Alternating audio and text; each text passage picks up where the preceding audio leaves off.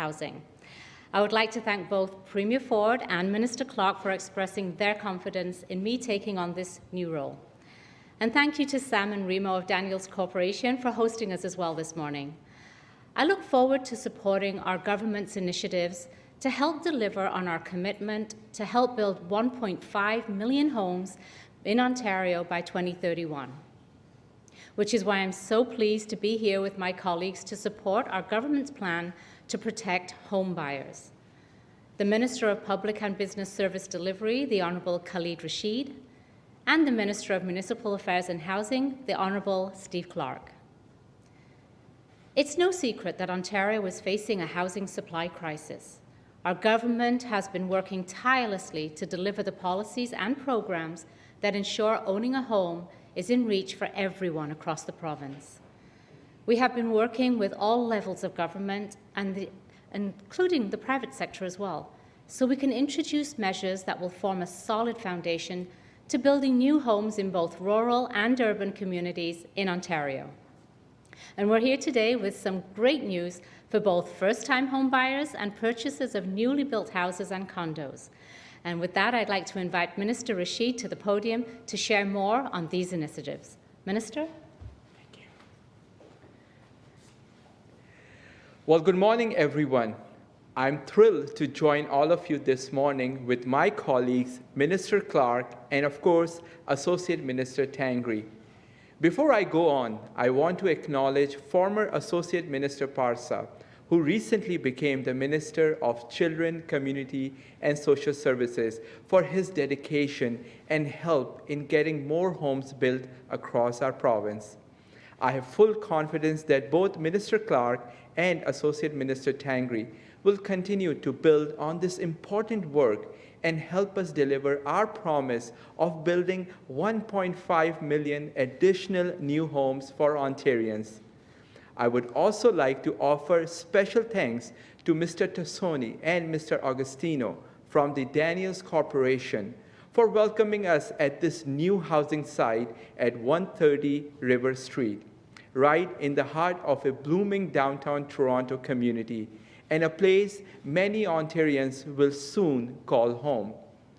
All across our great province, hardworking Ontarians are eager to find the right place to call home. It is not easy finding a place that meets your needs and your budget. That is exactly why we need to keep helping Ontarians make their dream of home ownership a reality, help foster their confidence so that they can make the biggest purchase of their life without fear. And with every tool at our disposal, help them make strong and informed choices when looking to make Ontario their forever home. For these reasons and more, our government is tackling Ontario's housing supply crisis head-on with introducing new measures that further protect Ontarians. Today, I'm pleased to announce that we will be consulting with consumer groups, the public, and the home building sector on a cooling off period on purchases of new freehold homes. This means giving home buyers more time to review their purchase agreement and understand the details associated with their purchase. At the same time, our consultation will help us explore how we can continue to improve consumers' understanding of their contracts and rights through mandatory legal reviews of all agreements of purchase and sale for both new and pre-construction homes alike. This would empower home buyers to shop with confidence and give them peace of mind that they are making the choice that is right for them and their family. These measures are part of our government's broader strategy to build the homes that Ontarians need and to better protect the people who are looking to buy them. And I have full confidence in our incredible team as we continue to work together to deliver on Premier Ford's mission to lead our communities out of this housing crisis and into a prosperous future. I will now turn over the podium to my amazing colleague, Honorable Steve Clark, who will share some more details about how our government is also expanding deposit insurance for first home savings accounts held at Ontario credit unions. Thank you, everyone, for joining us here today. Minister, over to you. Thanks so much. Thanks, buddy. Just put this here. Thanks, Minister Rasheed. I want to start by welcoming Associate Minister Tangri to her new role. Minister Tangri, I know how committed you are to the work we're doing to tackle the housing supply crisis and help more Ontarians find a home that meets their needs and their budget. And I'm looking forward to the contributions that you'll be making in our ministry in your new role. I'm pleased to be here with my Cabinet colleagues and present the second part of today's announcement on behalf of our Finance Minister, the Honourable Peter Bethlenfalvy. I know he would have liked to be here in person, and I'm appreciative of the strong support he and his ministry has provided as we work to tackle the housing supply crisis. That includes last week's budget announcement of an additional $202 million annually for homelessness prevention, including $48 million for the City of Toronto.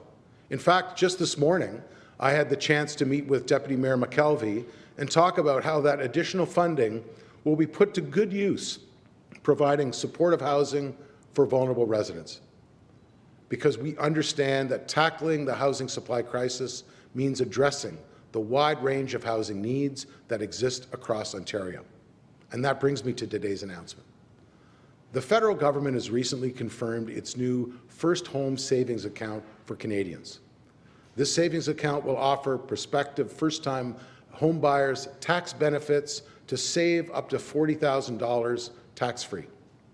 Today, I'm pleased to announce on behalf of Minister Bethlenfalvy that our government will propose changes so that those who bank with Ontario credit unions or Caisse Populaire can benefit from the same deposit insurance protection with the First Home Savings Account as they do with other registered accounts. Ontario's credit unions are an important resource for so many Ontarians, particularly those living in rural areas without easy access to a bank. This announcement will provide those Ontarians with the security and confidence as they take advantage of this new policy, and our government is pleased to provide the support. When it comes to saving for something as large as your first home, whether you're banking with a credit union, Caisse Populaire bank, or other financial institution, Ontarians deserve the confidence that their hard-earned savings will be protected. Our government will continue to help more families and workers realize their dream of home ownership here in Ontario. Today's announcement is a good example of the comprehensive approach our government is taking to tackle the housing supply crisis. We recognize that the best and most lasting solution is to get more shovels in the ground right across this province so that Ontarians have the supply and options to find a home that's right for them. But our government also recognizes the need to ensure Ontarians have the proper protections in place as they search for that home. Taking steps to help new home buyers, especially first-time home buyers, as we have outlined here today, is critical to ensuring Ontarians find a home that's right for them. Our first Housing Supply Action Plan, More Homes, More Choice, cut red tape to make it easier to build the right types of homes in the right places. Our second action plan, More Homes for Everyone, built upon our first plan to further streamline development approvals and better protect home buyers. And our third action plan was unveiled just last fall. More Homes Built Faster included bold actions that further reduce the costs and delays associated with the red tape around building housing, promoted greater density near transit, and did more to protect home buyers. We can see the growing and positive impact of these changes. And the changes we're speaking of today, we know we will take time for their impact to be fully felt.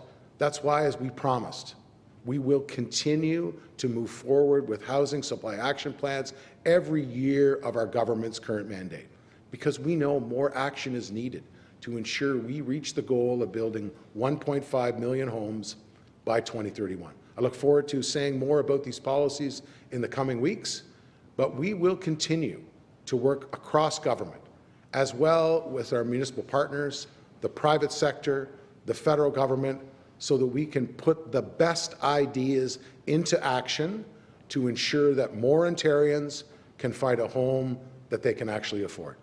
Thanks everybody for coming, and I want to thank the Daniels Corporation for the great work that they do. It's a beautiful building. Thank you so much. Thank you so much, ministers. At this time, we'll take some questions. Just a reminder to the media, we have time for one question, one follow-up. Steve, the province is auditing Toronto around these developments. When are those audits actually going to start? Well, it's great you asked. The meeting we had with Mayor McKelvey this morning, the deputy mayor indicated that the terms of reference for the audit is on the agenda today, so we're hopeful and optimistic that council will pass the terms of reference, and then we can move forward. So that'll be the first audit. There's a gap. Is the province willing to fill in that gap? Well, today, as you know, we provided on March 31st today the $235 million that Toronto had asked for and we promised. So Mayor McKelvey was very appreciative of the support that Premier Ford and our government has done. We're going to continue to talk, and part of the audit is to better understand the finances that the city has moving forward, their development charge regime, their reserves. So we're, again, very hopeful and optimistic. Great conversation with Deputy Mayor McKelvey today, and we'll continue that conversation after Council approves the terms of reference. But you're hopeful. Are you also willing to fill in those gaps if there should be one? Well, the letter that I sent to former Mayor Tory indicated that that's the government's intent. First, to learn more about the finances, and second, to work collaboratively to ensure that the gaps that the city outlines are dealt with appropriately. So that's certainly the goal. Unfortunately, we're all out of time at this time, but thank you so much, everyone, for coming. Yeah. So we sent them a letter. I think the letter's clear, indicating what the government's intent in terms of the fiscal gap. We don't know what that is. That's the whole point of doing the audit. So that's the path forward. Audit first. Thank you so much, ministers. Appreciate it. Thank you, everyone, for coming today. No worries.